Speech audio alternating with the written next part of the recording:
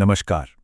आज हम एक ऐसे तर्क को समझने वाले हैं जो मानता है कि भारत को अंदर से तोड़ने का एक बहुत गहरा षड्यंत्र चल रहा है। इस विश्लेषण में हम न सिर्फ इस समस्या को देखेंगे बल्कि इसके लिए जो समाधान बताया गया है उसे भी समझने की कोशिश करेंगे, जो कि एकता पर जोर देता है। तो इस पूरे तर्क की नींव कहाँ से आती है? वो इस एक विचार में छिपी है कि एक योगी या सन्यासी के लिए धर्म और राष्ट्र से बढ़कर कुछ नहीं हो सकता। यही वो वाक्य है जो हमें उस दृष्टिकोण को समझने में मदद करेगा जिसकी हम आगे बात करने वाले हैं। तो चलिए हमारे विश्लेषण के पहले हिस्से पे आते हैं, जो इस कथित भयावह षड्यंत्र पर है। सोर्स के मुताबिक भारतीय समाज आज एक गहरे संकट में है, जैसे उसे चारों तरफ से घेर लिया गया हो। और इस सिचुएशन की गंभीरता को समझाने के लिए वक्ता कवि निराला की कुछ पंक्तियों का इस्तेमाल करते हैं। अविराम घात, आघात, आहा, उत्पात, यही जगजीवन के दिन रात। उनका कहना है कि यह सिर्फ कविता नहीं है बल्कि आज के भारत की हकीकत है, जहां समाज पर लगातार अंदर से और बाहर से हमले हो रहे हैं। तो ये तो हुई समस्या की बात। अब सवाल ये उठता है कि ये जो विभाजन है ये आखिर किन किन रूपों में सामने आ रहा है।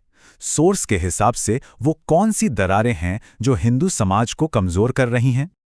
देखिए, सोर्स का जो मेन कंसर्न है ना, वो है जातिगत विभाजन का राजनीतिक इस्तेमाल। उनका तर्क है कि अगड़ा पिछड़ा, सवर्ण अवर्ण और ब्राह्मण, ठाकुर या दलित, इन सभी पहचानों को एक हथियार की तरह इस्तेमाल किया जा रहा है समाज को तोड़ने के लिए। और यहाँ पर सोर्स एक बहुत ही कह सकते हैं विवादास्पद दावा करता है। वक्ता का आरोप है कि एक ऐसा प्रोपेगेंडा फैलाया जा रहा है जिसमें यह कहा जा रहा है कि अगर कोई तीर्थ न कर पाए तो दलित और पिछड़ी जातियों की महिलाओं के साथ सहवास करने से उसे तीर्थ का फल मिल जाएगा। और ये भी कहा जा रहा है कि ये बातें धर्मशास्त्रों में लिखी हैं। वक्ता इसे एक उदाहरण के तौर पर पेश करते हैं कि कैसे धर्मग्रंथों को तोड़ मरोड़कर समुदायों पर हमला किया जा रहा है। अब ये जो कथित षड्यंत्र है ये सिर्फ समाज तक ही सीमित नहीं है, बात अब मॉडर्न टेक्नोलॉजी तक पहुंच गई है। सोर्स का ये भी दावा है कि चैट जीपीटी जैसे एआई टूल्स भी पक्षपाती हैं। उनका आरोप है कि क्योंकि इन्हें बनाने वाले सवर्ण हैं, इसलिए ये हमेशा मनुवादी विचारधारा को सपोर्ट करने वाले जवाब ही देते हैं। तो कुल मिला के सोर्स का निष्कर्ष क्या निकलता है?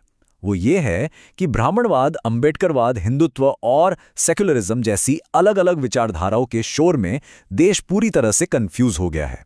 और ये कंफ्यूजन उनके हिसाब से देश को खुद को ही नुकसान पहुंचाने वाले रास्ते पर ले जा रहा है।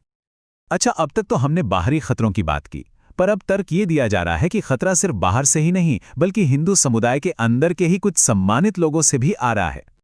और इस बात को समझाने के लिए यहाँ एक बहुत इंटरेस्टिंग तुलना की गई है। एक तरफ हैं भगवत्पाद आदि शंकर, जिन्होंने पैदल ही पूरे देश को नाप दिया था, और दूसरी तरफ सोर्स आज के कुछ कथित शंकराचार्यों की आलोचना करता है, जो पालकी में बैठकर पवित्र जल में प्रवेश करने की जिद करते हैं। सोर्स इसे ऐतिहासिक विनम्रता और आज के व्यवहार के बीच एक बड़े विरोधाभास के तौर पर दिखाता है।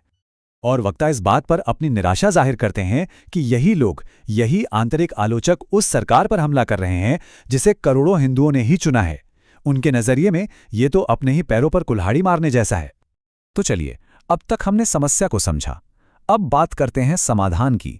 सोर्स के हिसाब से इसका हल क्या है?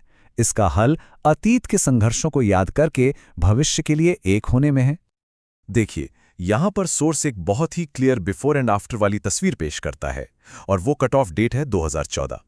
उनके मुताबिक 2014 से पहले का दौर राम मंदिर के लिए सदियों के संघर्ष, आतंकी हमलों और सीमा पर जवानों की शहादत का दौर था। और 2014 के बाद का जो दौर है उसे वो समाज, सिनेमा और इतिहास में सत्य की स्थापना और हिंदुओं के आत्मसम्मान के बढ़ने के दौर के रूप में देखते हैं। और यहीं पर वक्ता एक बड़ी विडंबना, एक आयरनी की तरफ इशारा करते हैं। वो कहते हैं कि जो हिंदू कभी मुख्तार और अतीक जैसे लोगों के डर से कांपता था, आज वो इतना बहादुर हो गया है कि ऑनलाइन बैठकर योगी आदित्यनाथ को ही सबक सिखाने की बात करता है, जबकि उसकी सुरक्षा का श्रेय भी उन्हीं को दिया जाता है। और ये बात हमें इस पूरे तर्क के एक सेंट्रल पैराडॉक्स पर लाकर खड़ा कर देती है। सोर्स के मुताबिक जो लोग अखंड भारत का सपना देखते हैं, वही लोग अपने घर में, अपने समाज में जाति के नाम पर बुरी तरह बंटे हुए हैं। तो अब हम पहुंचते इस पूरे विश्लेषण के आखिरी हिस्से में, जो एक फाइनल वार्निंग की तरह है और एक सीधा सा विकल्प हमारे सामने रखता है। तो फिर इस सबसे निकलने का, उद्धार का रास्ता क्या है? वक्ता के मुताबिक उद्धार सिर्फ और सिर्फ तभी होगा जब पूरा समुदाय अपने अंदर के सारे भेदभाव मिटा देगा, अपने स्वार्थ को त्याग देगा और सिर्फ एक हिंदू की तरह सोचेगा। सोस का ये भी मानना है कि ये सब सिर्फ अंदरूनी मामला नहीं है। दुनिया की कुछ चालाक ताकतें हैं जो एक मजबूत भारत को देखना नहीं चाहती और वो भारत को तोड़ने के लिए देश के अंदर और बाहर दोनों जगहों से काम कर रही हैं।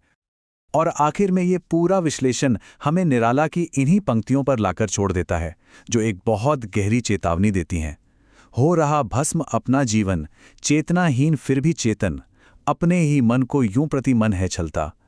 ये पंक्तियां हमें सोचने पर मजबूर करती हैं कि क्या हमारा आंतरिक विभाजन ही हमारे आत्मविनाश का